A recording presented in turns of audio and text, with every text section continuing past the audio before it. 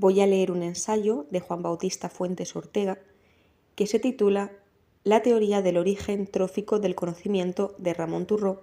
un ensayo sobre su trasfondo histórico-filosófico y sus posibilidades de desarrollo teórico en el sentido de una concepción neoaristotélica de la vida. Este ensayo está disponible de forma gratuita por la Complutense, adjunto en la caja de descripción este ensayo,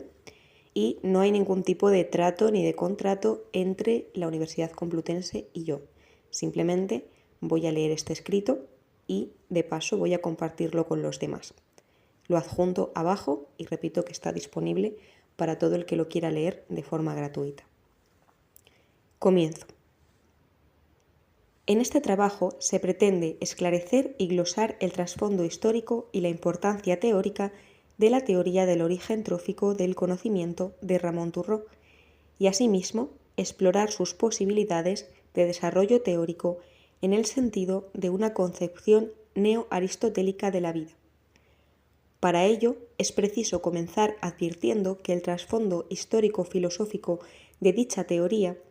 viene dado ante todo por la concepción que Aristóteles asimismo ya tuvo del origen trófico del conocimiento, y luego, y por ello, por las modernas filosofías del sentido común y por las contemporáneas filosofías de la vida. Leída la teoría de Turró desde dicha clave aristotélica de fondo, puede comprenderse asimismo su acuerdo con otras aportaciones decisivas de la biología contemporánea por lo que respecta a la comprensión del conocimiento como una imprescindible función biológica. Estas otras aportaciones consisten en la distinción entre las morfologías y las funciones de los organismos autótrofos y los heterótrofos y en el descubrimiento psicofísico de las constancias perceptivas. Contextualizada la teoría de Turró históricamente de este modo, y comprendido su acuerdo con estas otras aportaciones por lo que respecta a la comprensión del conocimiento como función biológica, se procede por fin a generalizar dicha teoría en el sentido de ofrecer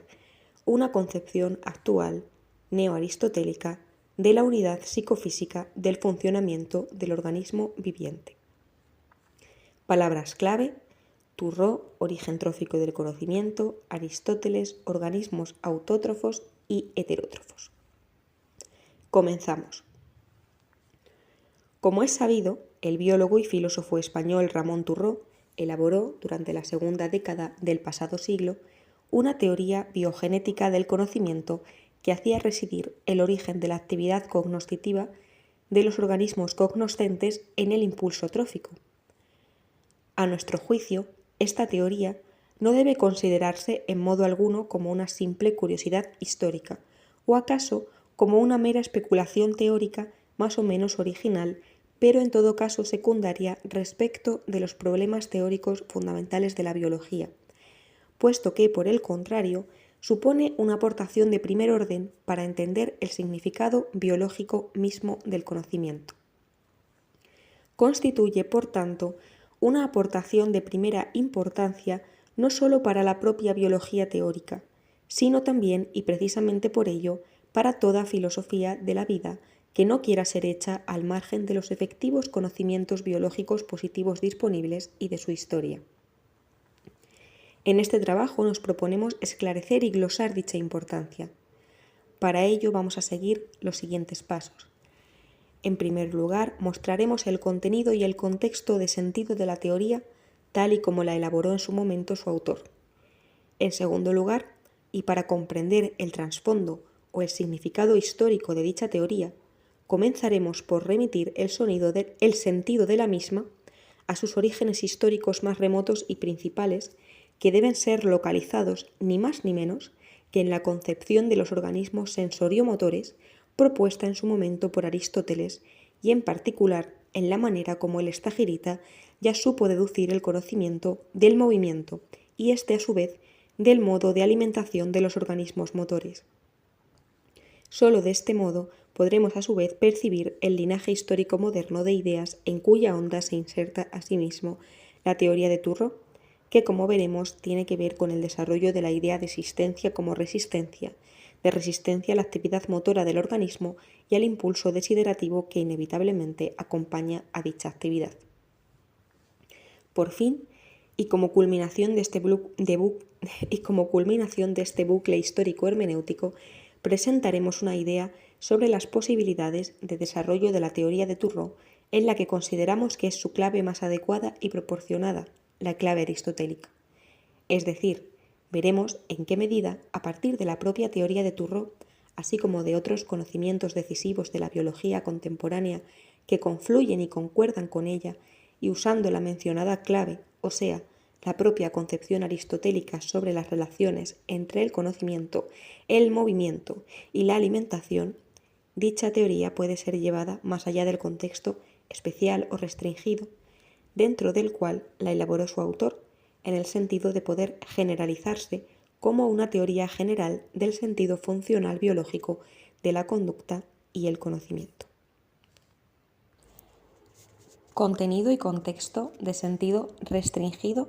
de la teoría del origen trófico del conocimiento de Ramón Turró.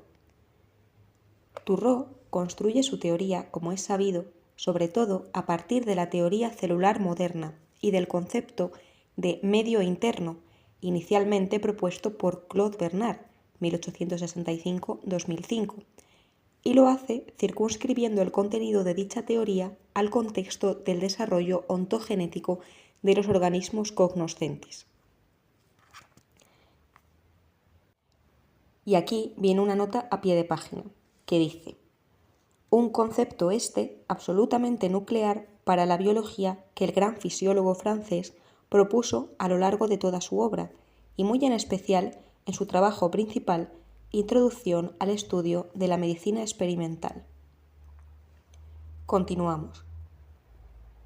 De acuerdo con la teoría celular y el concepto de medio interno, Turró puede concebir la vida ante todo como un proceso metabólico incesante, esto es, como un proceso de incesante reposición o restauración mediante la alimentación y consiguiente asimilación de los materiales orgánicos celulares que componen el organismo y que éste continuamente gasta en el ejercicio de sus funciones.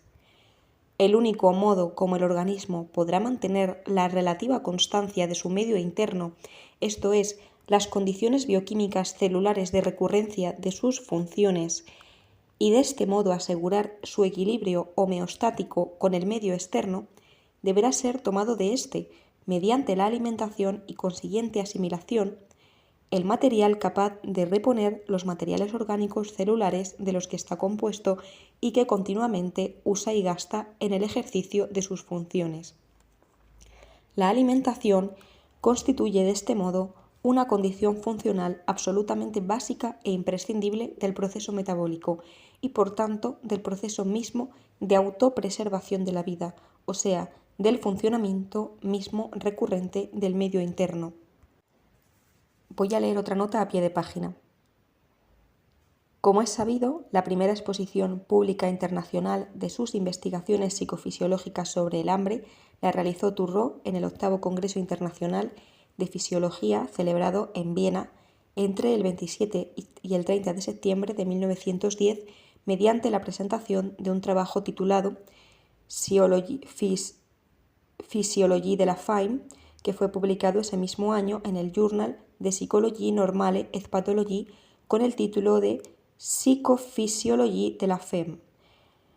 Más adelante, entre 1910 y 1911, publica básicamente las mismas investigaciones en los números 44 y 45 de la Zeitschrift für Sinnesphysiologie con el título de Die physiologische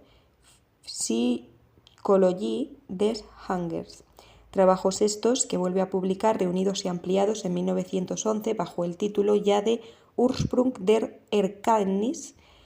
der physiologische Psychologie des Hungers, obra editada por J. A. Barth en Leipzig. Un año después, en 1912, la Societat Catalana d'Edicions publicó en 2 volúmenes en catalán el libro Orígens del coneixement, la fam, que constituye ya el trabajo en el que Turrot presenta de un modo plenamente desarrollado su teoría del origen trófico del conocimiento. La traducción francesa de esta obra apareció en 1914 en la Librairie Félix Alcan de París y 2 años más tarde, en 1916, aparece por fin su versión en castellano en la editorial barcelonesa Minerva con el conocido prólogo de Unamuno. Poco después, Turrot impartió 2 conferencias en la Residencia de Estudiantes de Madrid los días 12 y 14 de noviembre de 1917, haciendo una exposición muy sustanciada y brillante de su teoría que la Residencia publicó en 1918. Nosotros vamos a hacernos cargo aquí de la teoría de Turrot del modo más sucinto y a la vez significativo posible, evitando todo lo que podamos el recurso a las citas y a las correspondientes referencias que dilatarían demasiado nuestra exposición, aun cuando ciertamente no nos resistamos a traer a colación algunas formulaciones y sentencias suyas especialmente expresivas o significativas. Por lo demás, todas las expresiones entrecomilladas de las que hacemos uso aquí, al exponer su teoría, son las usadas por el propio Turrot en sus diversos textos. Vamos a continuar con el ensayo por donde lo habíamos dejado. A su vez, y por lo que respecta a los organismos cognoscentes, que sin duda incluyen al hombre, Turrot adoptará la perspectiva de su desarrollo ontogenético al objeto precisamente de percibir y comprender de qué modo es preciso cifrar en la función trófica de estos organismos el origen o la génesis misma de su actividad cognoscitiva. Según Turrot, mientras estos organismos permanecen durante su etapa embrionaria de desarrollo en el seno del cuerpo materno, tienen asegurada directamente por comunicación placentaria con dicho cuerpo su alimentación y con ello el cumplimiento de sus funciones metabólicas y homeostáticas. Pero es a partir del momento de su nacimiento, es decir, a partir del momento en que son expulsados del seno materno y arrojados de este modo al comienzo de su nueva vida extrauterina, cuando estos organismos se las tendrán que ver con un nuevo medio en el que ha quedado ya interrumpido y para siempre aquel suministro trófico intrauterino, de suerte que sólo mediante su nueva actividad desplegada en dicho medio es como podrán llegar a alcanzar y apoderarse de los nutrientes ahora ya presentes en el mismo que podrán satisfacer sus necesidades tróficas. Y será justamente con el comienzo de esta nueva actividad como tendrá lugar asimismo el origen del conocimiento. El conocimiento se origina de entrada, según Turrot, con la primera experiencia impulsiva del hambre, mediante la que comienza por acusarse en la experiencia o la conciencia del organismo la ausencia de las sustancias nutrientes de las que éste ya comienza a carecer en su nueva vida extrauterina y culmina, para lo que podríamos llamar cada ciclo trófico cognoscitivo, con la experiencia de satisfacción de dicho impulso trófico que se corresponde con la obtención y consumo de dichas sustancias. Nota a pie de página. Como es sabido, Turrot identificará de acuerdo con la teoría celular la base fisiológica del impulso del hambre en la vida celular, en el hambre celular, como nos dice, o sea, en la ausencia bioquímica celular de nutrientes y no en las contracciones estomacales que también acontecen cuando el estómago está vacío. Al respecto, ver, por ejemplo, el capítulo 1 de su libro principal, Orígenes del conocimiento, el hambre. Continuamos. Más a su vez, para que dicho ciclo se cumpla, el organismo ha de llevar a cabo un proceso de aprendizaje conductual y cognoscitivo mediante el que va enlazando y coordinando, a través de su actividad orgánica motora, las diversas cualidades sensibles del mundo entorno con las que se va encontrando en el curso de dicha actividad, con las diversas cualidades sensibles específicas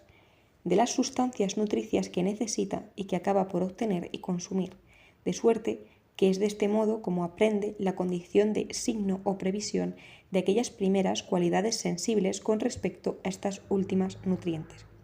Así pues, el conocimiento o la conciencia o la vida psíquica misma principian para Turrot bajo la forma de la experiencia o la conciencia impulsiva de una ausencia y culminan con la experiencia satisfactoria de una presencia. Una experiencia de ausencia, aquella que al principio ni siquiera podrá tener un contenido preciso o determinado, sino que más bien deberá presentarse como una suerte de avidez impulsiva imprecisa, como el estallido de la conciencia de un clamor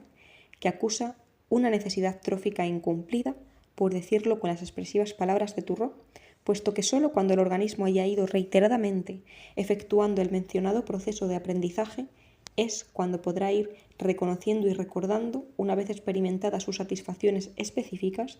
los contenidos sensoriales nutrientes específicos que en cada caso apetece. Y en este párrafo venía una nota a pie de página que no voy a leer. Todas las referencias bibliográficas las vamos a saltar para acelerar la lectura. Y esto es algo exclusivo de mí como lectora,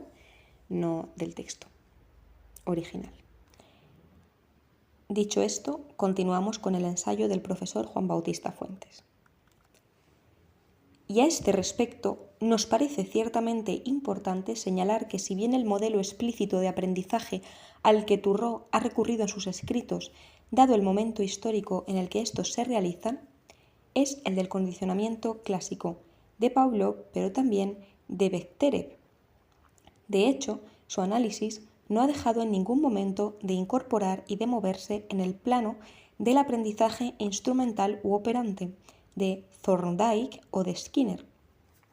Su sistemática insistencia en que es por medio de su actividad orgánica motora voluntaria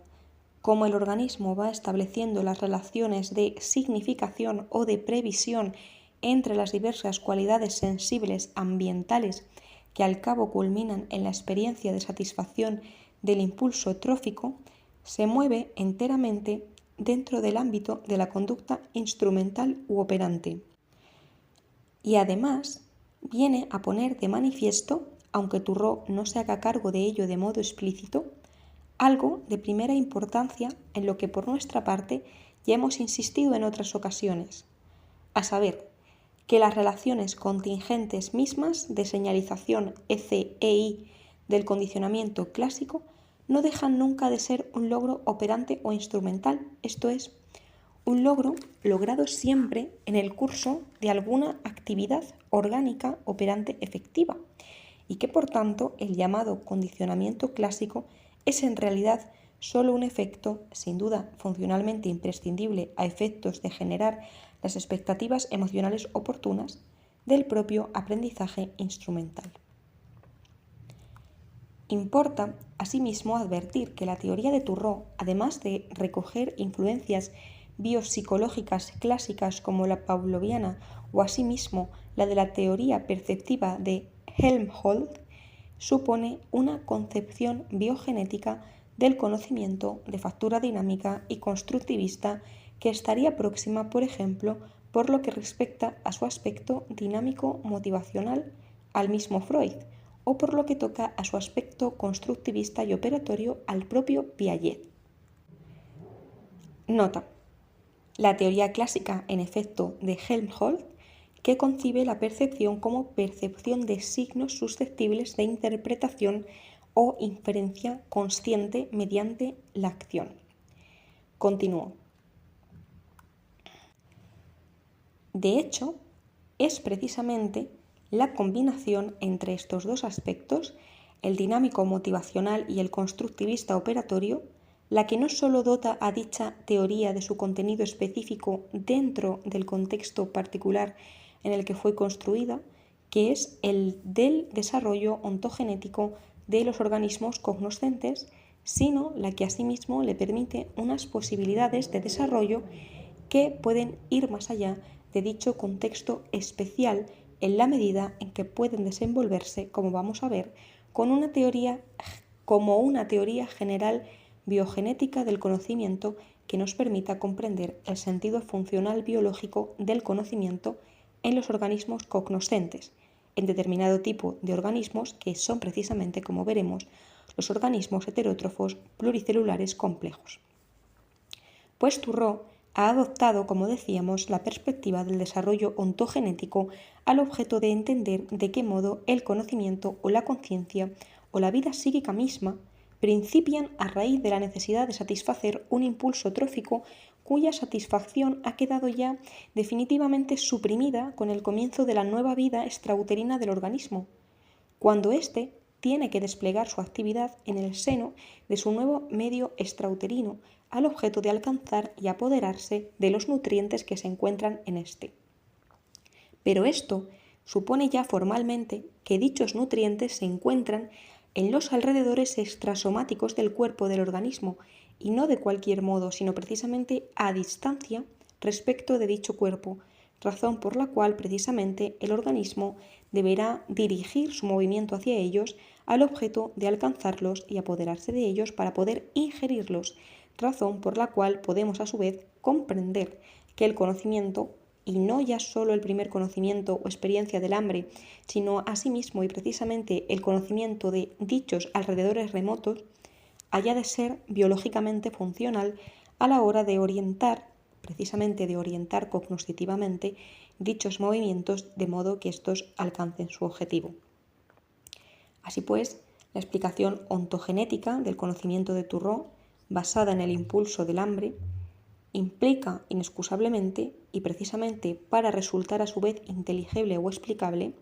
estos otros supuestos que acabamos de mencionar, a saber, la idea de que los nuevos nutrientes extrauterinos, a diferencia de los intrauterinos, se encuentran remotos en los alrededores del organismo, razón por la cual es precisa la facultad motora que permita el movimiento del organismo capaz de alcanzarlos y apoderarse de ellos para ingerirlos, y la idea, asimismo, de que sólo mediante el conocimiento de dichos alrededores remotos el organismo podrá orientar y aprender el curso de sus movimientos de modo que éstos alcancen su objetivo. Se diría, por tanto, que Turró ha procedido, siquiera implícitamente, deduciendo el conocimiento del movimiento como condición biológica necesaria de orientación del mismo, y este a su vez de un modo determinado de alimentación, aquel que necesita alcanzar y apoderarse de los nutrientes que se encuentran remotos al cuerpo del organismo, pues sólo de este modo se nos hace inteligible su propia explicación ontogenética del origen trófico del conocimiento. Si cada ciclo trófico, como quiere Turró, comienza con la experiencia impulsiva de una ausencia alimenticia y culmina con la experiencia hedónica de la presencia del alimento que se acusaba como ausente, ello solo puede ser así en la medida en que el conocimiento, y como conocimiento de los alrededores remotos en los que se encuentran los alimentos, se mantenga actuando a lo largo de todo el ciclo de modo que lo haga posible.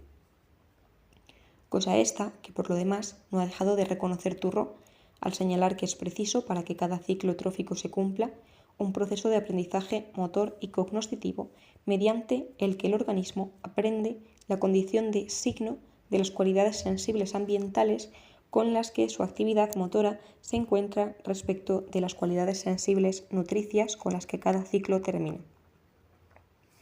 Pero entonces nos es dado advertir que esta idea ya fue expresamente elaborada y con todo cuidado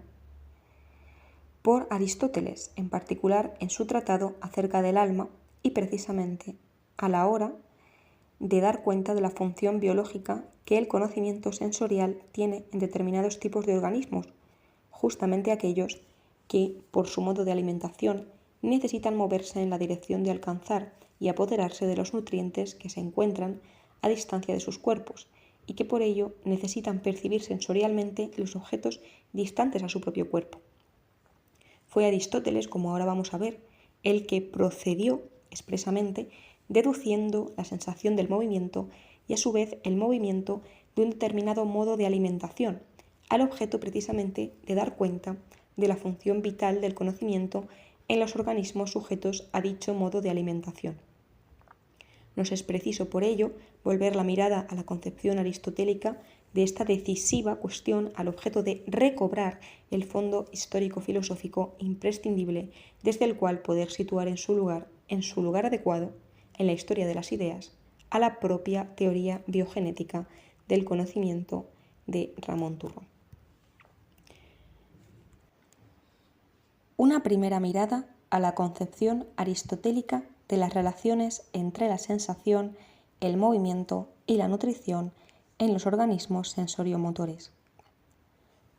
Dada la importancia hermenéutica decisiva de orden histórico y crítico, que por tanto incluye la posibilidad de reorganización crítica de los conocimientos y los problemas biológicos del presente en clave aristotélica, que sin duda atribuimos a la concepción aristotélica de la vida, nos será preciso antes que nada señalar el sentido que tiene nuestra vuelta a Aristóteles. No se trata ciertamente de ninguna vuelta pura que estuviese practicada desde la quinta dimensión, o sea, desde ningún horizonte histórico, por tanto desde ningún sitio, sino que se trata de una vuelta precisamente llevada a cabo desde los conocimientos y los problemas biológicos del presente.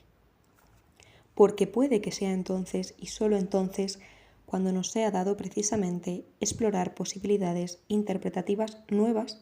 de la obra aristotélica que no habrían sido posibles desde otros horizontes históricos previos, por ejemplo, desde el horizonte desde el que pudieron interpretar a Aristóteles sus comentaristas escolásticos clásicos, sin perjuicio de su indiscutible meticulosidad y sutileza. Y son estas nuevas posibilidades interpretativas las que acaso nos permitan, como apuntaba, llevar a cabo una coherente reorganización crítica del campo de los actuales conocimientos y problemas biológicos. Se trata, ciertamente, de un caso más de circularidad hermenéutica histórico-sistemática, solo que puede que en este caso de virtualidades interpretativas insospechadas.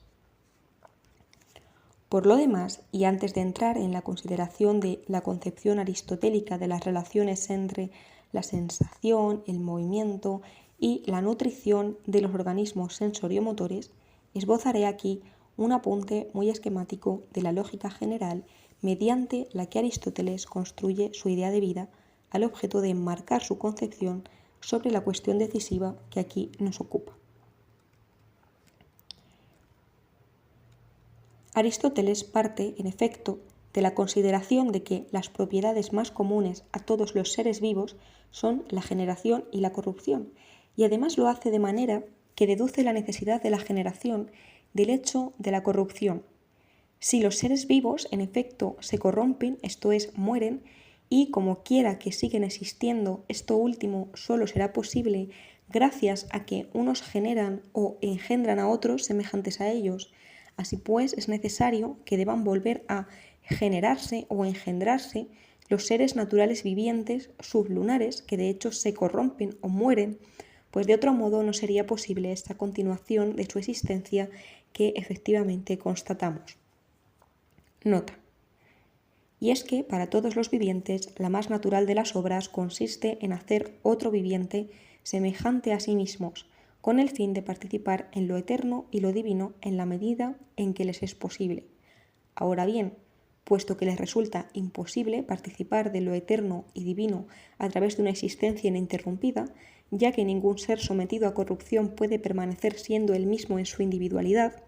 cada uno participa en la medida en que le es posible, unos más y otros menos, y lo que pervive no es el mismo, sino otro individuo semejante a él, uno no en número sino en especie. Esta es una cita de él acerca del alma de Aristóteles. Introducción, traducción y notas de Tomás Calvo Martínez. La parte 415 a 25, 415b 010. Vamos a continuar con el texto. A su vez, y en segundo lugar, del hecho de la generación, Aristóteles deducirá el crecimiento y el desarrollo, que como ahora veremos, junto con la nutrición, constituyen las funciones definitorias del alma vegetativa que comparten todos los seres vivos y que es el tipo de alma que únicamente poseen los seres vegetativos. Nuestro autor advierte que los seres vivos no se engendran unos a otros con su tamaño y sus proporciones ya terminadas, sino de modo que deban crecer y desarrollarse hasta alcanzar estos, y entendiendo además dicho crecimiento del tamaño más bien en términos del desarrollo de sus proporciones y no a la inversa. Aristóteles no entenderá el desarrollo como un mero crecimiento o aumento del tamaño, sino que más bien entenderá con aguda intuición de la vida al crecimiento en términos del desarrollo. Y vamos a leer unas notas a pie de página que son citas de Aristóteles. Y es que un ser producido por generación tiene desarrollo tiene necesariamente desarrollo, madurez y envejecimiento, dice Aristóteles, y en otra nota, todos los seres naturalmente constituidos tienen un límite y una proporción en cuanto a su tamaño y crecimiento. Ahora bien, esta configuración corresponde al alma, a la forma, más bien que a la materia. Nos vamos a ahorrar la concreción de la cita bibliográfica. Recordamos que se puede consultar en el texto escrito. Continuamos. A su vez, y en tercer lugar, Aristóteles percibirá con no menor agudeza que dichos crecimiento y desarrollo son imposibles si no es a expensas de la nutrición, en la cual va a hacer residir la función vital primera y más común del alma, que será precisamente la de conservar o preservar la propia vida de cada individuo viviente y hacer así a su vez posible su crecimiento y desarrollo. Aristóteles ha sabido dar ciertamente con la clave de la función alimenticia al entender que ésta sirve a la conservación del individuo viviente, o sea, de su propia individualidad en cuanto que viviente, y de este modo a su necesario crecimiento y desarrollo.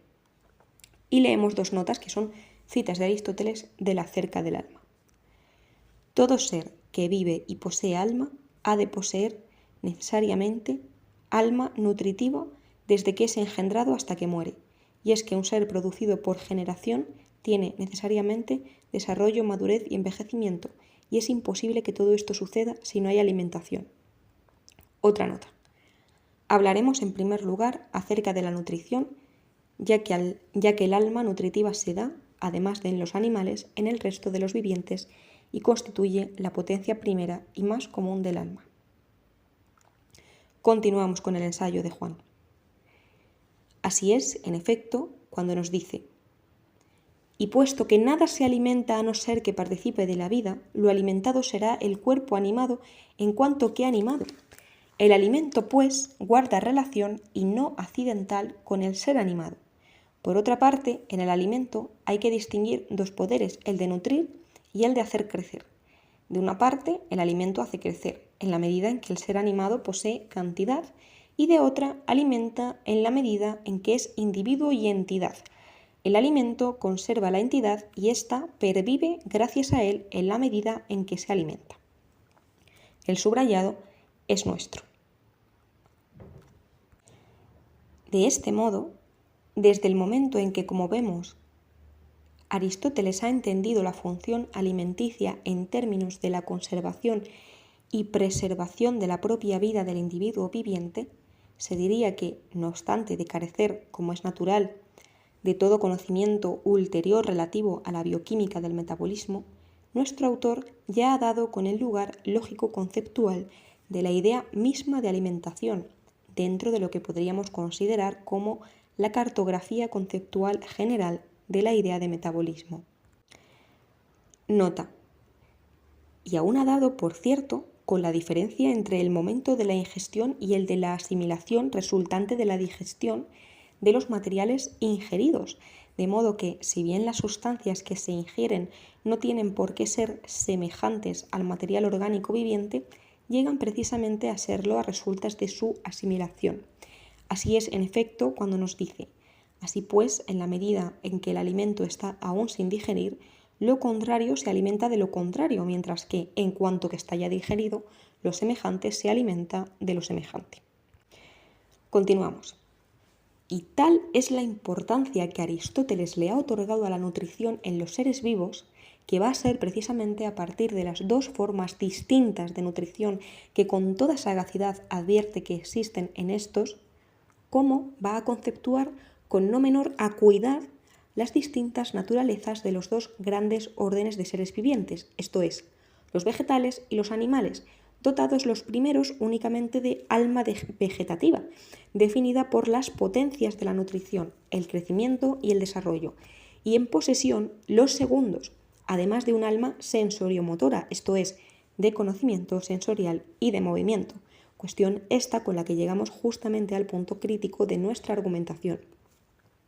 Pues Aristóteles ha sabido advertir que si hay un tipo de organismos dotados no solo de alma vegetativa, sino también de un alma sensorial y motora, a diferencia de los que solo poseen alma vegetativa, ello se debe precisamente al distinto modo de alimentarse que tienen cada uno de estos dos tipos distintos de organismos, con lo cual nuestro autor está sentando las bases conceptuales, si se quiere, rudimentarias pero muy efectivas, de una teoría biogenética general del origen trófico del conocimiento. El argumento aristotélico al respecto viene a ser el siguiente. Para empezar, nuestro autor sabe ver que los animales vegetativos, a los que precisamente denomina vivientes estacionarios, son aquellos que cuentan con el alimento allí donde naturalmente se encuentran, lo que quiere decir que dichos alimentos se hallan en contacto con sus propios cuerpos, razón por la cual estos seres son efectivamente estacionarios, es decir, no necesitan desplazarse localmente para obtener su alimentación. Muy diferente, sin embargo, es el modo de alimentación de los vivientes animales. El argumento al respecto nos lo va a ofrecer Aristóteles de un modo comprimido pero muy efectivo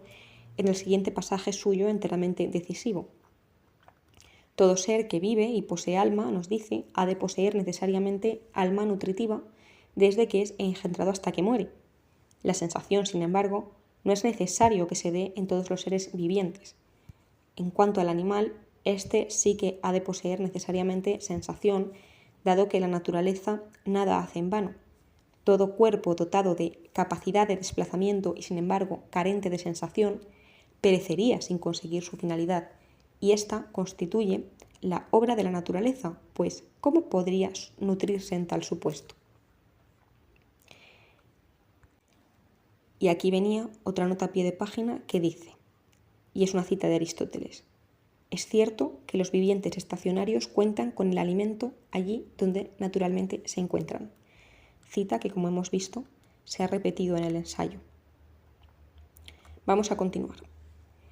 En estas líneas que acabamos de subrayar se encuentra, en efecto, sustanciado el argumento aristotélico que aquí queremos destacar, un argumento este que nos parece que solo puede ser desglosado adecuadamente como sigue. Aristóteles ha advertido sin duda que los animales disponen de sus alimentos no por contacto como las plantas, sino a distancia de sus propios cuerpos, razón por la cual necesitan precisamente desplazarse para poder alcanzar y apoderarse de dichos alimentos. Y a su vez ha sabido ver que dicho desplazamiento local solo puede llegar a ser eficaz si el animal está dotado de sensación, esto es, de la actividad sensorial perceptiva capaz de percibir precisamente esos alrededores remotos del animal en donde se encuentran los alimentos que éste debe encontrar y alcanzar mediante su desplazamiento. Pues en efecto, como nos dice Aristóteles, mediante un argumento funcional impecable, dado que la naturaleza nada hace en vano, si el animal tiene que desplazarse precisamente para alcanzar los alimentos que se encuentran distantes a su cuerpo y careciese de sensación, ¿cómo podría alimentarse en tal caso? Así pues, Aristóteles ha procedido deduciendo funcionalmente la sensación del movimiento, en la medida en que a su vez ha deducido funcionalmente el movimiento de la alimentación, es decir, de esa forma determinada de alimentación que exige el desplazamiento para obtener los alimentos que se encuentran distantes. De aquí que Aristóteles haya podido comprender que la sensación deba serlo precisamente, como decíamos, de los objetos distantes, y en cuanto que se encuentran distantes al cuerpo del organismo, tal es el caso del animal capaz de desplazarse, en efecto, para sobrevivir no basta con que perciba cuando está en contacto inmediato, sino que necesita percibir también a distancia. Eso es lo que dice Aristóteles. Una percepción esta a distancia que por tanto solo será posible contando con un medio físico interpuesto, que por así decirlo rellene físicamente la distancia que media entre el objeto que es percibido y el cuerpo del organismo perceptor, y que sea físicamente susceptible de ser afectado por el objeto sensible que va a ser percibido y a su vez de afectar al cuerpo del animal perceptor. Así, en efecto, nos lo dice Aristóteles inmediatamente después del último pasaje citado, lo que por su parte solo posible si es capaz de percibir a través de un medio, de modo que éste resulte influido y puesto en movimiento por lo sensible y el animal, a su vez, por él. Ahora bien, el hecho de que la sensación necesite de este medio físico interpuesto gracias al cual ella pueda tener lugar no quiere decir que se reduzca o identifique con dicho medio, puesto que el acto de la sensación consiste precisamente en la operación de abstraer o separar la forma o la cualidad sensible del objeto sensible distante de su materia individual, una operación que si bien solo puede efectuarse gracias a dicho medio, en modo alguno se reduce a él. Por contraste, se comprende entonces que los vivientes vegetativos, al disponer de sus alimentos en contacto con sus propios cuerpos, no necesiten para alimentarse del desplazamiento local, ni por lo mismo de ninguna clase de sensación que haga posible o facilite dicho desplazamiento. Queda claro también, nos dirá en efecto Aristóteles, por qué las plantas no están dotadas de sensibilidad, a pesar de que poseen una parte del alma. La razón está en que no poseen el término medio adecuado ni el principio capaz de recibir las formas de los objetos sensibles, sin la materia, sino que reciben el influjo de éstas unido a la materia. Y voy a leer una nota a pie de página, que es otra cita de Aristóteles de la Cerca del Alma. En relación con todos los sentidos en general, ha de entenderse que sentido es la facultad de recibir las formas sensibles sin la materia. El sentido sufre también el influjo de cualquier realidad individual que tenga color, sabor o sonido, pero no en tanto que se trata de una realidad individual, sino en cuanto que es de tal cualidad y en cuanto a su forma. Continúo.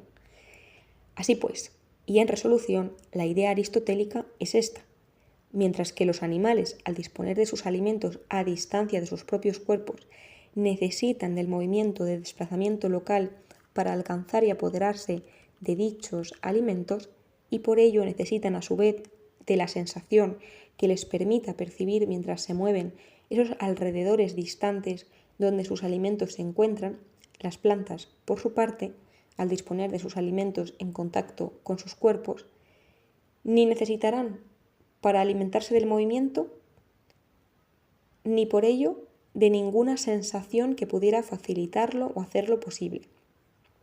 Más con esta idea, Aristóteles ha diseñado ni más ni menos que un mapa conceptual básico, general o comprensivo acerca de la cuestión esencial del origen trófico del conocimiento en los seres vivos. Un mapa dentro del cual podemos advertir que cobra precisamente su sentido pleno la propia teoría de Ramón Turró, pero también, como ahora veremos, otros descubrimientos no menos importantes de la biología contemporánea que vienen a converger y a concordar con la teoría de Turró por lo que respecta precisamente a una adecuada comprensión de la cuestión del origen trófico del conocimiento y ello de tal suerte que son precisamente dicha convergencia y acuerdo respecto de dicha comprensión los que justamente se nos van a hacer plenamente inteligibles desde el mapa conceptual básico y general diseñado en su momento por el Stagirita. Veamos ahora, pues, cuáles son estos otros descubrimientos a los que acabo de aludir y de qué modo su lectura en clave aristotélica nos permite entender su concordancia mutua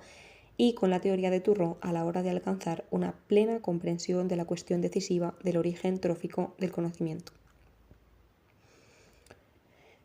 Una lectura aristotélica del significado de la distinción entre las morfologías y las funciones tróficas de los organismos autótrofos y heterótrofos por lo que respecta a la comprensión del conocimiento como función biológica.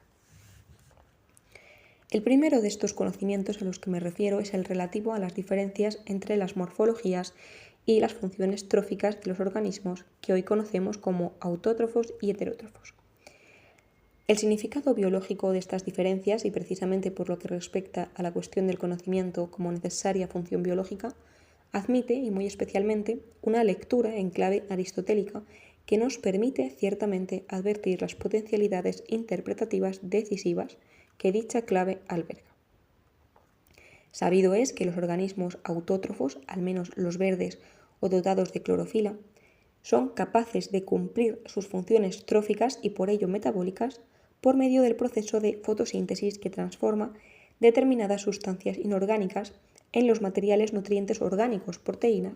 y la glucosa que estos organismos necesitan para alimentarse.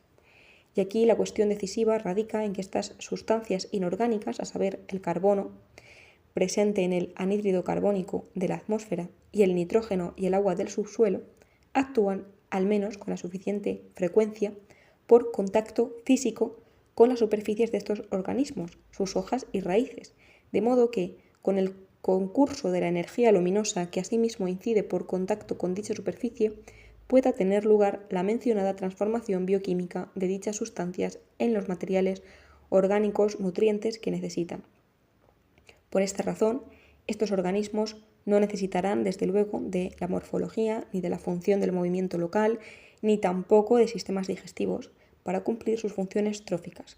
Les es preciso y suficiente, ciertamente, la morfología y el funcionamiento que precisamente tienen para llevar a cabo dichas funciones, es decir, sus diversas superficies de contacto, hojas y raíces, con aquellas sustancias y energía, así como la capacidad histológica, bioquímica, de transformación de dichas sustancias inorgánicas en los materiales orgánicos nutrientes.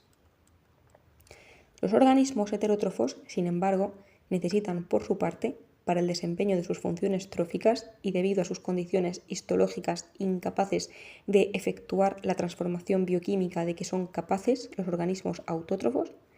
ingerir sustancias que sean ellas mismas orgánicas, o sea, otros organismos, sean estos vegetales, animales o ambos, y ulteriormente someterlas a un proceso de digestión que haga posible la asimilación de los componentes nutricios de estas entidades orgánicas. Y aquí la cuestión es que dichas sustancias orgánicas que deben ser ingeridas no yacen por lo general o con la suficiente frecuencia en contacto con sus cuerpos, sino que por el contrario se encuentran remotas respecto de dichos cuerpos. Vamos a leer una nota. La necesidad de esta lejanía entre las fuentes alimenticias orgánicas y los organismos que han de ingerirlas puede deducirse mediante un argumento circular, en todo caso muy efectivo. De no mediar dichas distancias se acabaría produciendo antes o después un completo agotamiento de los organismos ingeridos que a su vez terminaría en la extinción de los que los ingieren. Es el caso que semejante forma de agotamiento no se produce. Luego es porque se mantienen aquellas distancias. Esta es, por tanto, la razón por la que los organismos heterótrofos necesitan, para cumplir sus funciones tróficas del desarrollo, al menos y precisamente, de estos dos tipos de morfologías y de funciones, no sólo de sistemas digestivos de ingestión y digestión de tales sustancias orgánicas y de expulsión de los residuos no nutritivos resultantes de la digestión, sino también de órganos motores capaces del desplazamiento local en el medio que les permita el recorrido de las distancias físicas que los separan de las sustancias vivientes nutritivas al objeto de poder alcanzarlas y apoderarse de ellas para poder ingerirlas,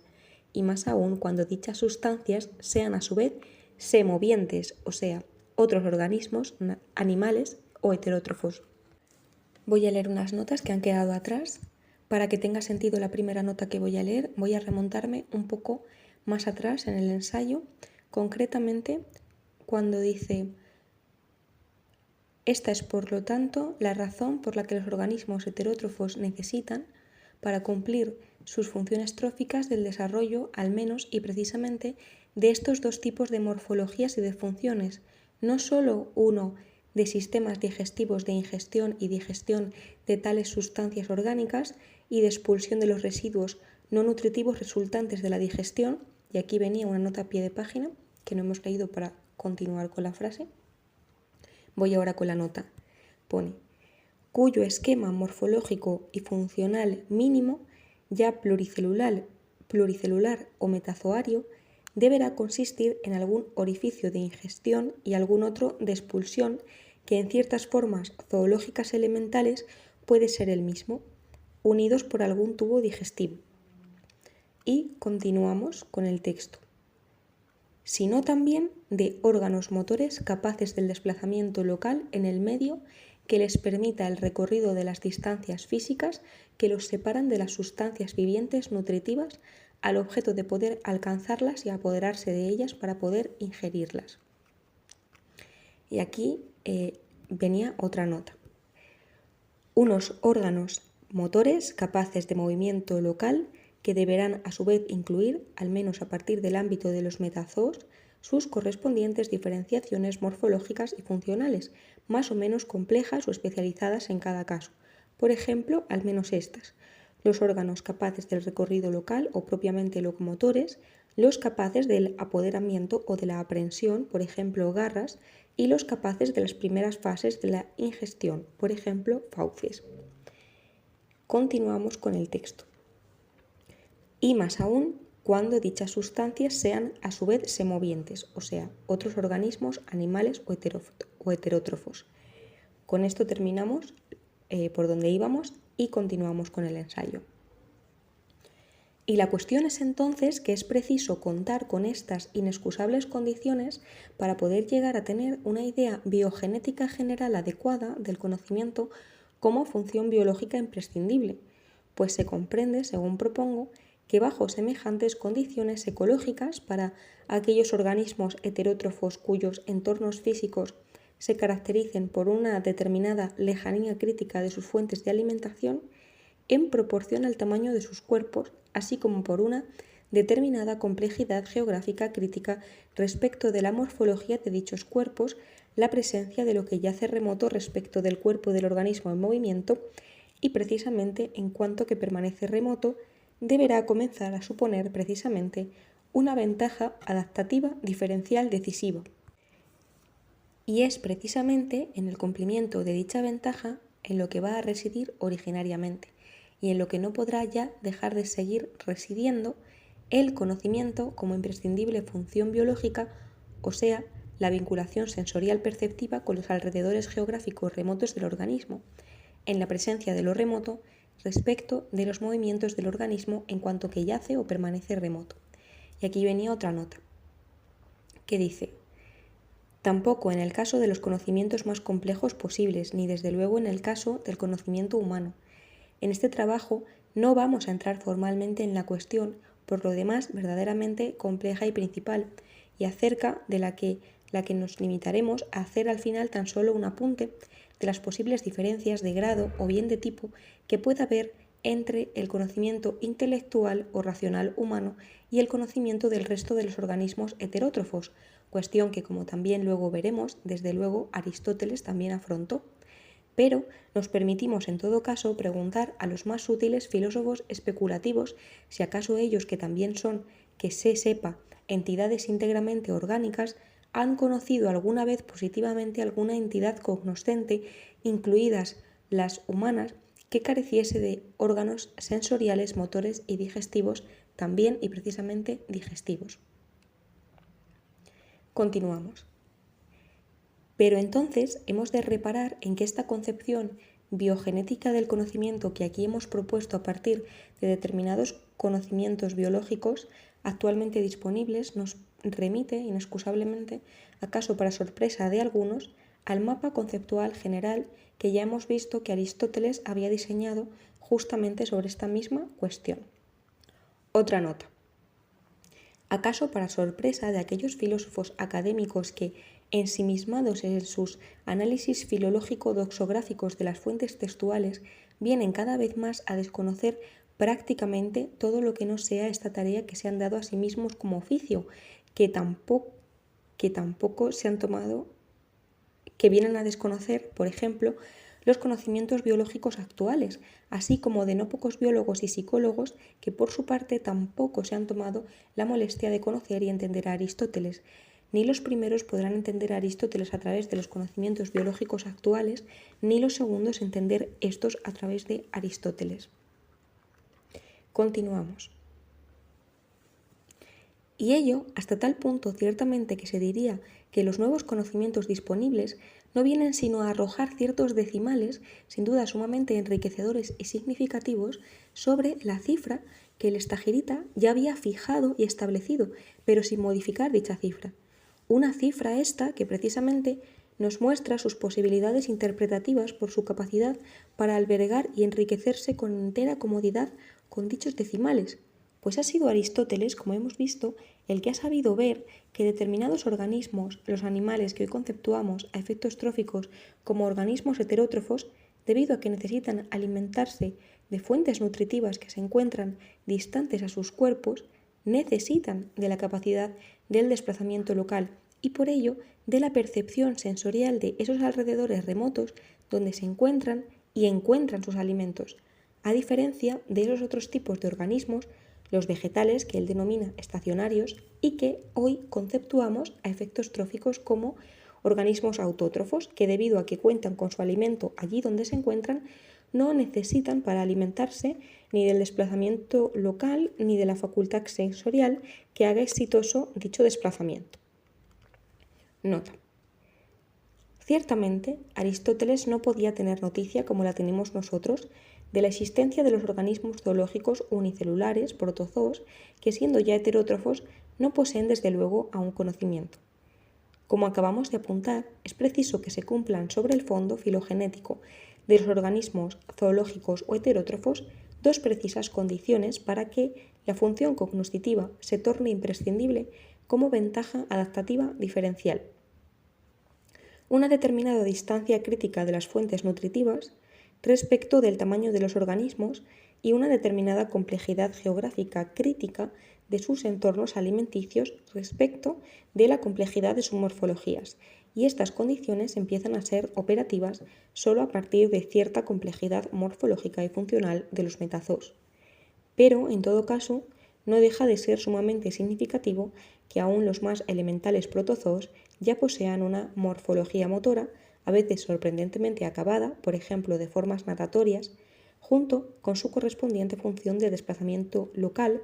que les permite el acercamiento exitoso y el consiguiente contacto con sus fuentes nutricias lejanas, por ejemplo, determinadas macromoléculas proteínicas, a la vez que la capacidad de generar se diría que az-oz las disposiciones morfológicas mínimas capaces en efecto de ingerir y digerir los nutrientes y ulteriormente expulsar los residuos no nutritivos al contacto en efecto con la macromolécula proteínica, el cuerpo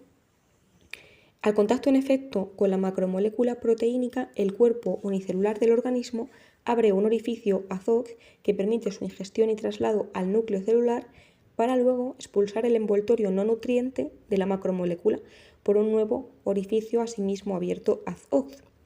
Ciertamente, estos organismos no conocen, pero se diría, y no gratuitamente, que están ya en el camino filogenético del conocimiento.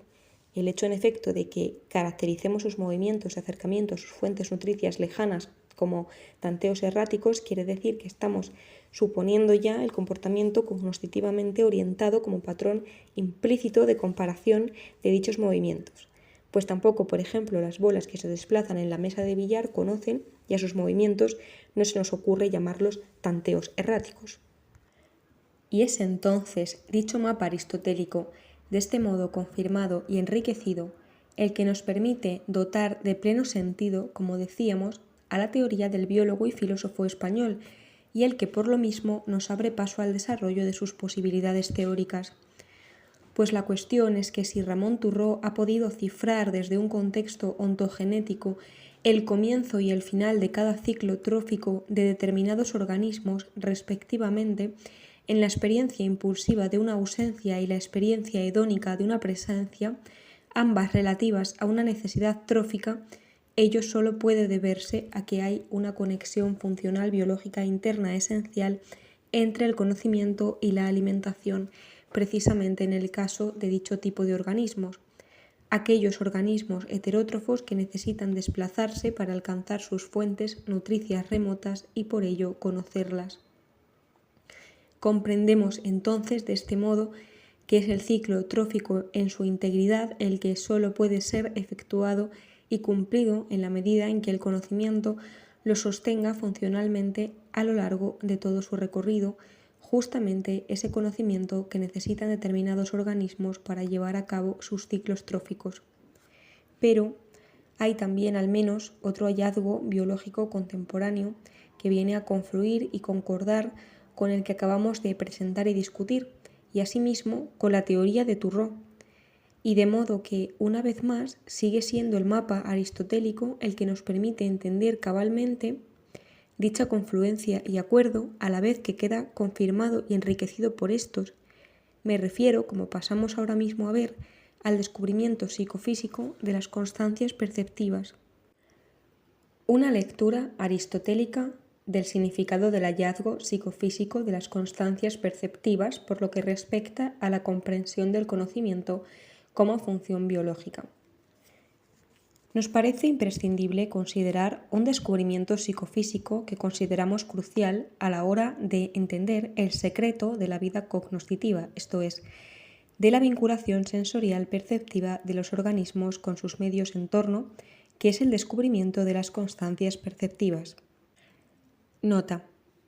un descubrimiento este que, como se sabrá, fue fraguando y aquilatándose en el seno de una tradición de investigación experimental psicofísica que comienza ya con Fechner y luego continúa con Hering, pasa a la escuela de Gotinga de G. E. Miller, sobre todo a través de sus discípulos Heinz, Kath y Rubin, continúa en las diversas psicologías del acto, profundamente influidas, por cierto, por el filósofo aristotélico Brentano, y muy especialmente en el laboratorio de Stumpf, y acaba por fin cristalizando en los clásicos de la escuela de la Gestalt. Continuamos. Como es sabido, lo que dicho descubrimiento fue poniendo experimentalmente de manifiesto es que las cualidades sensoriales subjetivamente percibidas relativas a los objetos físicos percibidos, por ejemplo, el tamaño o la forma observados de un objeto,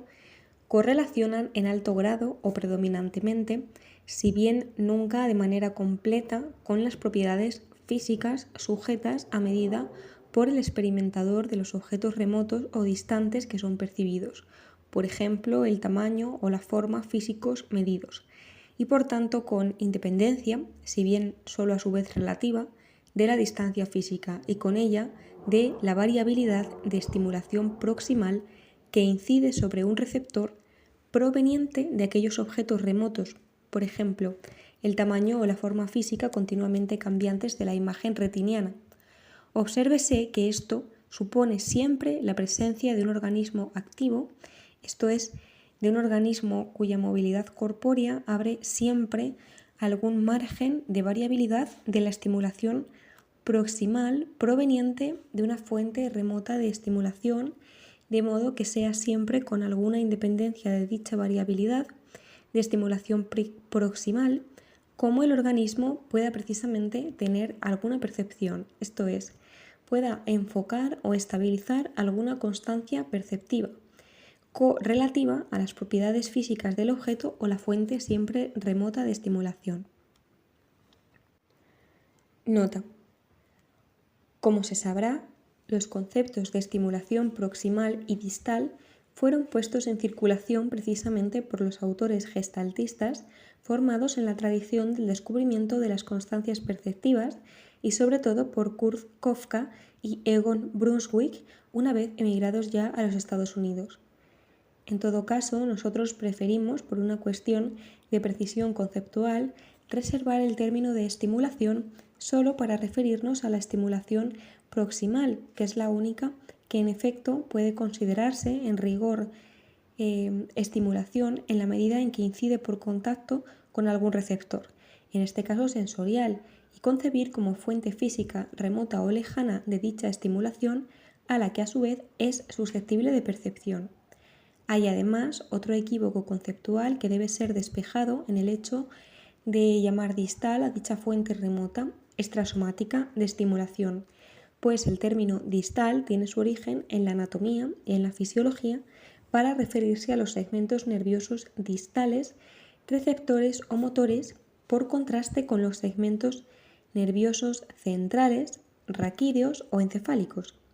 No es de recibo, por tanto, confundir con el mismo nombre de distal a las fuentes remotas extrasomáticas de estimulación susceptibles de percepción con las terminaciones nerviosas, por tanto, intraorgánicas, receptoras o motoras. Así pues, la llamada estimulación distal no es en rigor ni estimulación, porque solo es fuente remota de la misma, ni distal, debido a su condición necesariamente extrasomática. Continuamos. ¿Quiere esto decir entonces que, sin perjuicio de la necesaria vinculación físico-energética que debe rellenar en todo momento, por sucesivas relaciones de contacto, la distancia física que media entre la fuente física distante de estimulación y la estimulación física proximal proveniente de aquella fuente, es preciso que en todo momento se mantenga dicha distancia física, o sea, es necesario que al menos no en todo momento se reduzca o venga a coincidir aquella fuente física distante de estimulación con la estimulación física proximal, pues sólo de este modo la percepción puede en efecto alcanzar su sentido funcional biológico y por ello ser posible, puesto que carece de todo sentido funcional biológico que la percepción lo fuera de la estimulación proximal como tal, de aquello que ya está incidiendo por contacto con algún receptor sensorial y en cuanto que está incidiendo, mientras que dicho sentido radica en que la percepción ha de serlo de lo remoto y precisamente en cuanto que permanece remoto respecto de los movimientos del organismo. Pero entonces podemos de nuevo inmediatamente advertir la necesidad inexcusable de remitir el significado del descubrimiento de las constancias perceptivas al mapa conceptual aristotélico que ya había visto la necesidad biogenética trófica de que la percepción sensorial deba serlo de lo remoto, habida cuenta de que los alimentos que el organismo debe alcanzar mediante sus movimientos de desplazamiento local se encuentran precisamente en los alrededores remotos respecto de su cuerpo en movimiento. Y ello sin perjuicio a su vez, como también viera Aristóteles, de que sea condición necesaria para lograr la percepción ese medio físico interpuesto o término medio, como lo suele llamar Aristóteles, entre la fuente remota que es percibida y el cuerpo del organismo perceptor, capaz de ser, como dice Aristóteles, físicamente influido por dicha fuente y de influir físicamente en el organismo, pero sin que la percepción se reduzca precisamente a esta condición necesaria suya. Nota. Como más adelante veremos, en efecto, este medio interpuesto debe ser precisamente entendido como el medio material gracias al cual la percepción puede ponerse formalmente en acto en un sentido estrictamente aristotélico de las ideas de materia, forma y acto. Continuamos. Y se nos hace asimismo evidente que es dicho mapa aristotélico el que nos permite entender en profundidad la convergencia y el acuerdo conceptuales existentes entre este descubrimiento de las constancias perceptivas, el relativo a las diferencias morfológicas y funcionales entre los organismos autótrofos y heterótrofos y la propia teoría ontogenética de los ciclos tróficos de Turreau. Todos estos hallazgos vienen a converger y concordar, diríamos a sintetizarse necesariamente en la idea y partir de la idea aristotélica de la necesidad biogenética trófica de la función biológica cognoscitiva en el caso de los organismos heterótrofos. Nota. No en todos ciertamente, como hemos visto, sino solo a partir de ciertas condiciones ecológicas que en todo caso solo pueden comenzar a ser operativas para los organismos que ya sean zoológicos o heterótrofos. Continuamos. Y es esta nueva idea de este modo resultante la que nos permite comenzar a ensayar ya un esbozo que al final de este trabajo terminaremos de redondear de la idea de organismo zoológico sensoriomotor en una clave que se quiere desde luego aristotélica, o si se prefiere, neoaristotélica, de suerte que el prefijo neo aluda al desarrollo y enriquecimiento conceptuales resultantes del círculo hermenéutico que aquí venimos ensayando entre el pensamiento aristotélico de la vida y determinados contenidos de la biología contemporánea. Continuamos. Una primera aproximación actual a la idea de organismo zoológico sensoriomotor en una clave neoaristotélica. Como hemos visto del mencionado acuerdo, leído en la clave aristotélica que lo posibilita, entre los diversos descubrimientos biológicos contemporáneos que acabamos de considerar, se colige que la percepción sensorial solo puede tener sentido funcional biológico y por ello tener lugar cuando lo sea de lo remoto a los movimientos del organismo y en cuanto que permanece remoto. Pero entonces es preciso entender dicha presencia cognoscitiva de lo remoto en cuanto que permanece remoto, según propongo, mediante la idea de copresencia a distancia de lo que permanece físicamente distante. Nota: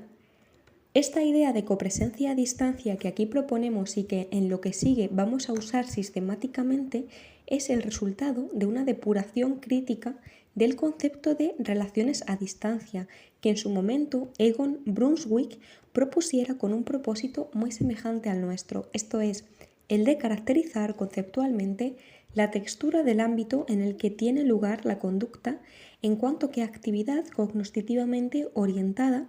Al respecto, puede consultarse, entre otros muchos lugares de su obra, su último trabajo de 1950,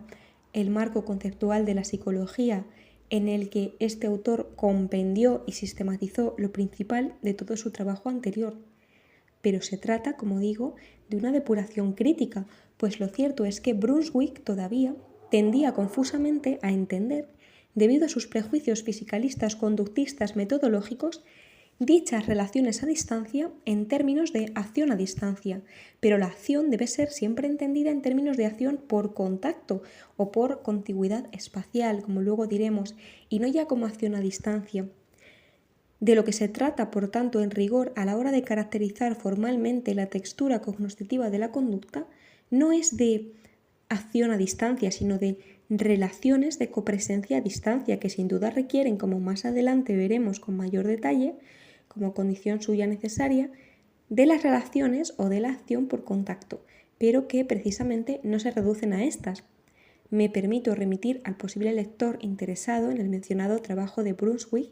y en mi propia crítica del mismo a la edición crítica en español que en su momento yo realicé sobre dicho trabajo, así como a la introducción que en dicha edición le puse al mismo. Ver al respecto, en efecto, en E. Brunswick, 1989, y en Juan Bautista Fuentes, 1989. Por lo demás, bien puede decirse que mediante la idea de copresencia a distancia estamos queriendo caracterizar la textura de esa sensibilidad común o concomitante a los diversos sensibles propios que Aristóteles asimismo ya estudió en los 2 primeros capítulos del libro tercero de su Acerca del alma. Continuamos con el texto y como la nota ha sido un poco larga, nos retrotraemos un poco para entendernos. Vamos. Pero entonces es preciso entender dicha presencia cognoscitiva de lo remoto en cuanto que permanece remoto, según propongo, mediante la idea de copresencia a distancia de lo que permanece físicamente distante. Copresencia a distancia, en efecto, entre los diversos estratos o regiones del medio físico extrasomático del organismo físicamente distantes entre sí y respecto del cuerpo del organismo, y a su vez copresentes siempre respecto de los movimientos físicos del organismo en cuanto que estos, o sea, sus diversas partes físicas, asimismo físicamente distantes, se copresentan adoptando asimismo la textura de dichas copresencias a distancia de unas respecto de otras. De este modo, como más adelante volveremos a ver con mayor detalle, si la idea de sujeto tiene algún sentido efectivo, este no puede ser otro más que el de un esquema corporal en acción ya percibido o vivenciado de mutuas copresencias a distancia, que se encuentra actuando siempre entre medias de las diversas copresencias a distancia medioambientales extrasomáticas que se copresentan respecto de dicha acción mutuamente copresente. Y sólo mediante esta idea podremos sortear los embrollos metafísicos característicos del moderno dualismo mentalista representacional de las sustancias y sus perturbadoras consecuencias conceptuales respecto de una adecuada comprensión de los problemas básicos de la biología conductual. Nota: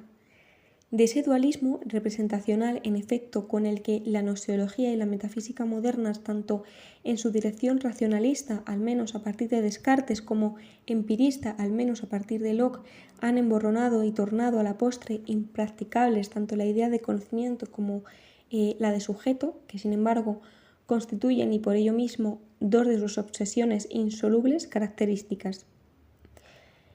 Las consecuencias de este impracticable dualismo por lo que respecta en efecto a un adecuado planteamiento de las cuestiones básicas de la biología conductual, por no hablar ya de la psicología, han sido ciertamente nefastas. De aquí, desde luego, la necesidad imperiosa de regresar a Aristóteles, sin duda a partir de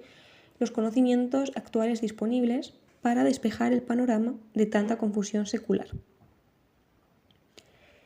Vamos a continuar. Podremos, para empezar, sortear la concepción del conocimiento como una presunta representación mental o interior, o sea, supuestamente encapsulada en la inmanencia de dicha representación, que a su vez lo fuera de una no menos presunta realidad física trascendente o exterior a dicha representación, o sea, supuestamente dada en sí y justapuesta a dicha presunta representación suya. Y podremos asimismo liberarnos de la correspondiente idea de conducta o de comportamiento que se desprende de dicho dualismo representacional, o sea, de la concepción de la conducta como una actividad que, en cuanto que inexcusable actividad motora local del cuerpo del organismo, quedase recluida, por ello, del lado de dicho supuesto mundo exterior justapuesto a su no menos supuesta representación mental interior. A este respecto, no podemos dejar ciertamente de aludir a la torpe polémica que durante décadas han mantenido en el ámbito de la psicología académica y profesional autodenominada científica las diversas escuelas conductistas y cognitivistas, ambas igualmente atrapadas en el mismo prejuicio dualista representacional, fundamentalmente cartesiano, y por ello de factura igualmente conductista metodológica. Pues ambas escuelas, en efecto, han venido a compartir la misma idea de conducta al entender esta como una actividad orgánica motora que, por serlo, carecería de suyo de significación cognoscitiva debido a la reclusión conceptual de dicha actividad dentro del supuesto mundo exterior yuxtapuesto al no menos supuesto mundo de la representación interior. La diferencia es que mientras los conductistas han creído encontrar en esa conducta así entendida un asidero metodológico objetivo de legitimidad científica para la disciplina, los cognitivistas, no menos conductistas metodológicos, han querido prudencialmente complementar esa falsa idea conductista metodológica de conducta que comparten por medio de unas variables cognoscitivas entendidas a su vez no menos falsamente como formando parte del supuesto mundo de la representación interior. No es de extrañar, entonces, que tras varias décadas de un debate siempre mal planteado, el gremio haya venido a parar en el prudente consenso puramente sociológico e interesado, consistente en fabricar la expresión o la etiqueta de lo cognitivo-conductual, de cuyo significado me temo que ninguno de sus promotores esté en condiciones de dar cuenta con un mínimo rigor intelectual. También en este caso se hace ciertamente muy aconsejable el regreso a Aristóteles. Continuamos. Por el contrario, mediante la idea de copresencia a distancia, en el sentido aquí indicado, podemos comprender cabalmente de qué modo la conducta y el conocimiento funcionan indisociablemente acompasados en el seno de las texturas copresentes a distancia en la que ambos se dan, pues eso que llamamos conocimiento, en efecto, no es sino la textura misma copresente común tanto a las situaciones medioambientales extrasomáticas, entre medias de las que se despliega la actividad orgánica motora conductual, como a dicha actividad conductual misma, de manera que así como el conocimiento no puede tener el menor sentido funcional sin la conducta, puesto que en efecto solo se va conociendo lo que se hace y según se hace, ésta no puede asimismo tener el menor sentido funcional sin el conocimiento, puesto que solo se va haciendo lo que se conoce y según se conoce. Y es solo desde dicha concepción del conocimiento y de la conducta como podremos deducir, y además siguiendo la misma lógica con la que Aristóteles en su momento ya procediera, las demás propiedades básicas inherentes a la conducta, esto es, el apetito y la voluntad por un lado y la memoria y con ella el aprendizaje y la imaginación por otro. Nota. Pues Aristóteles ya ha procedido, en efecto, si bien de un modo relativamente disperso a través de los distintos libros y capítulos de su tratado acerca del alma, a la hora de caracterizar las distintas propiedades o facultades del alma de los organismos sensoriales y motores del siguiente modo. Una vez que ha deducido, como hemos visto, el conocimiento sensorial del movimiento y este a su vez de la necesidad de desplazarse para alcanzar sus alimentos remotos, Aristóteles procederá asimismo deduciendo por un lado el apetito y la voluntad como facultades funcionalmente dependientes del conocimiento y por otro lado la memoria y la imaginación como facultades necesarias para el funcionamiento del propio conocimiento. Verá al respecto, en efecto, sobre todo en los capítulos 3, 9, 10 y 11 del libro 3 de su tratado. Con todo, es preciso indicar que desde el momento en que a partir del capítulo 4 del libro 3 de dicho tratado Aristóteles introduce su consideración del alma intelectiva, específicamente humana, sus apreciaciones sobre las facultades anímicas no dejan de entremezclarse ya siempre de diversos modos con su consideración de la facultad intelectiva humana. Nosotros aquí estamos procurando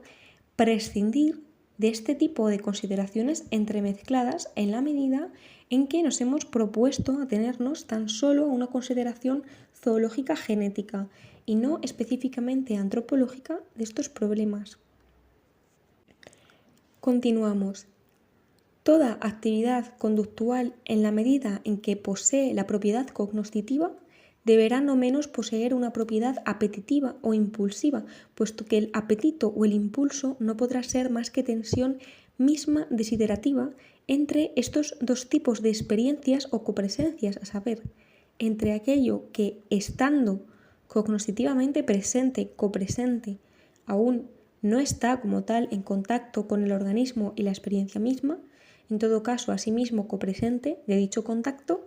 y ello de tal modo que dicha tensión solo puede llegar a ser transitada y resuelta mediante el ejercicio de la conducta. Se apetece, pues, lo que se conoce y en la medida en que se conoce, o sea, en cuanto que lo que se conoce permanece precisamente distante al propio cuerpo en acción. Y vamos a leer 3 notas a pie de página. Como en efecto dice sagazmente Aristóteles, refiriéndose a la facultad desiderativa, el deseo es el motor de la acción que mueve moviéndose. El motor se refiere al motor de la acción motora local, es a su vez doble, el que permanece inmóvil y el que mueve moviéndose. Pues bien, el que permanece inmóvil es el bien realizable a través de la acción, el que mueve moviéndose es la facultad desiderativa. Otra nota dice: por lo que respecta a la posibilidad de una experiencia de textura, por tanto, copresente de algo que no deja de estar en cierto sentido en contacto con el organismo, ver más adelante nuestra discusión de los sentidos del tacto y del gusto. Siguiente. Con apetencia de búsqueda o de aproximación o de huida o alejamiento, claro está, como a menudo señala Aristóteles. Continúo. Y se comprende entonces por lo mismo que la condición voluntaria de la conducta, en virtud de la cual hablamos de una actividad motora voluntaria o bien de su propiedad propositiva, resida en la movilización misma de la conducta guiada o polarizada por el objeto apetecido, una vez que ya ha tenido lugar alguna experiencia de dicho objeto y de las correspondientes rutas conductuales y cognoscitivas que han conducido exitosamente a él. Y podemos asimismo, a su vez, por otro lado, derivar la memoria y con ella el aprendizaje, así como la imaginación, de la propia textura copresente del medio y de la acción que tiene lugar en él, pues la textura copresente de toda situación ambiental implica siempre algún margen, mayor o menor, de variabilidad conductual alternativa, esto es, de diversas y alternativas rutas posibles de acción, algunas de las cuales podrán resultar en cada caso cognoscitiva y apetitivamente exitosas y otras no. La memoria tiene así la función biológica de fijar selectivamente las rutas pretéritas de acción que en cada caso han resultado exitosas frente a las que no lo han sido, respecto de cada nueva posibilidad u ocasión de acción. Y asimismo, la imaginación se nos mostrará como una función biológica necesaria debido a la textura copresente del medio y de la acción, pues la imaginación no es sino la combinación productiva o innovadora de recuerdos que tiene por ello la función de anticiparse a cada nueva situación en lo que ésta pueda tener, y asimismo, debido a su textura copresente, de novedosa o diferente respecto de situaciones pretéritas previamente transitadas y conocidas.